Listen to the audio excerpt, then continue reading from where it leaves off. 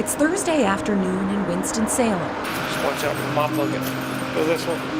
I'm about to embed for 12 hours overnight with Forsyth County EMS, tracking overdoses. We're more than just ambulance drivers. I think that's the one thing that irritates our profession more than anything, is we get called ambulance drivers, and we're not just ambulance drivers. We can handle anything from bringing life in or being there when someone is dying.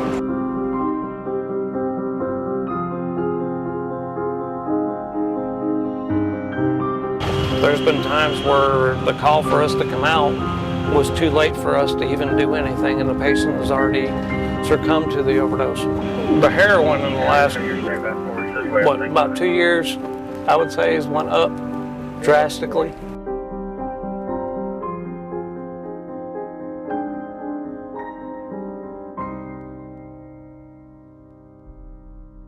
Some of the people I've talked to said that you can't describe it. They call it the heroin hug.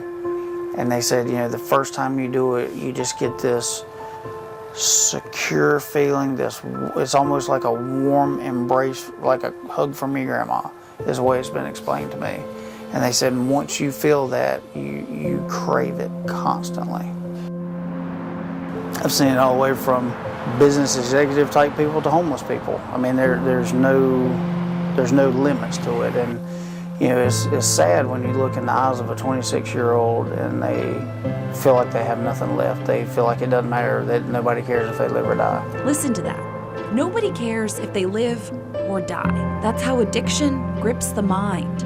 Not that long ago, it used to be that overdose calls were few and far between. Now, they're routine for first responders.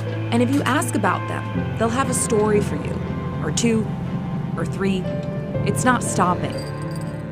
A woman who overdosed in a gas station parking lot with all of her children in the car, and she had 4, and they were all crying hysterically, and it broke my heart. Every truck on this shift, it was like overdose after overdose after overdose. It was a bad batch of heroin that hit the streets in High Point, sold to whoever, ended up in Forsyth County. And we were like, my gosh, not another one. Oh, what is going on here? I mean, we couldn't get a handle on it. A 27-year-old male, possibly unconscious after an overdose on heroin and possibly fentanyl as well. It's 4 PD is on the advice.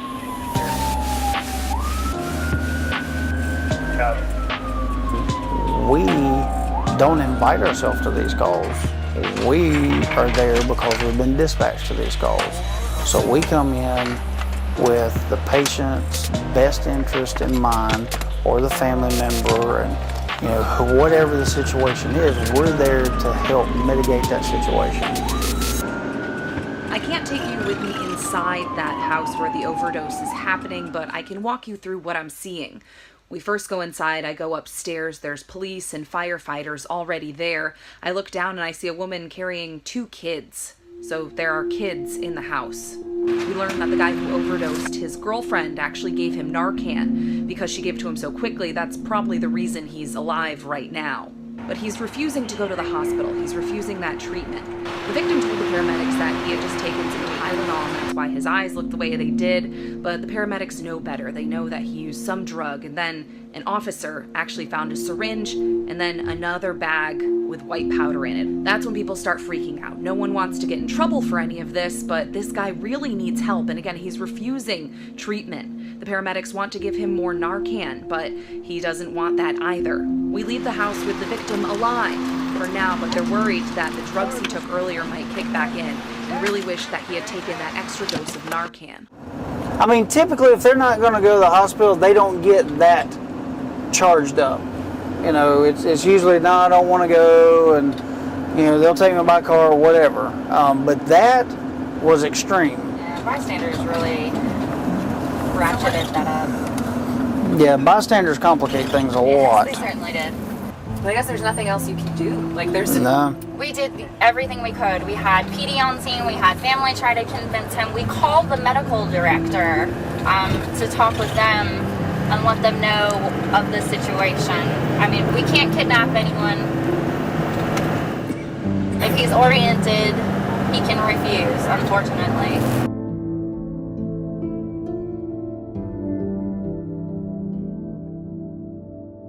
So what typically goes through my mind is this person, if I don't do what I'm trained to do, this person probably will die. And when you're at that moment in time, you're going to follow your protocols and you're going to give the medication, but also on a personal level, it's as you're pushing that medication, you're thinking, this is going to save this person's life. This isn't like in a movie where someone just snaps out of it. Depending on the person, it could take about 5 to 10 minutes to wake up. And when they do, it's probably not going to be pretty. Think about it. They were just jolted from a high, and also death. They'll probably feel sick, angry, confused. The experience that you saw is not necessarily the same for everyone. Some people require CPR, some people never revive. So it just depends on how much they've taken and what it's cut with. Or you have a patient look up at you and say, how bad was I this time? And you say, well, you're breathing about 6 times a minute, you were grayish blue color, you were just about to die. And they go, oh. And then you say, have you done this before? Oh yeah, I've been Narcan before, but I've never been this bad. This call is for an older woman. She says she has chest pains, but then goes on to say she hurts all over. They try and give her baby aspirin to help, but she won't swallow them. She says she hasn't eaten all day. Her pain now, she says, is 10 on a scale of 1 to 10. We're parked right behind the end. It turns out she was so dehydrated that they actually couldn't put an IV in her, so we had to rush over here, and she's getting the help right now.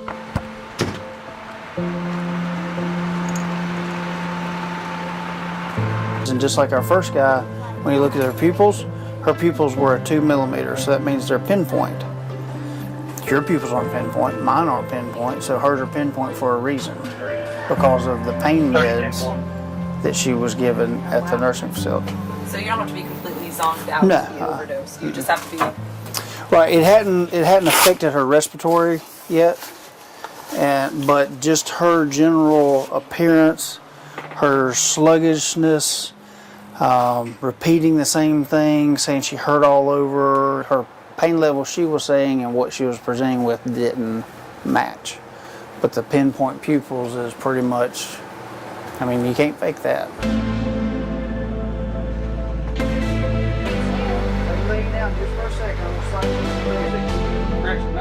It affects us. You know, I firmly believe that the human brain is not designed to see, hear, smell, or taste the things that we have to deal with. You definitely see the other side of society that you don't see like anywhere else.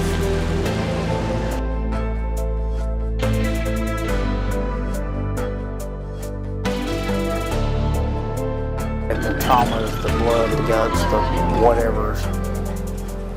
That to me, that doesn't really get to me. It's the after the fact.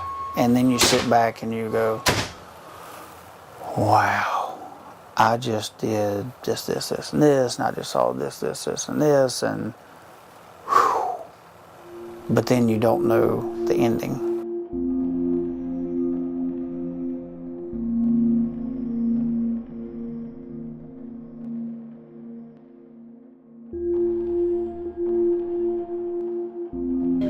Right now, no pain anywhere. You have to deal with those kinds. If you don't, it's gonna bother you as time goes on.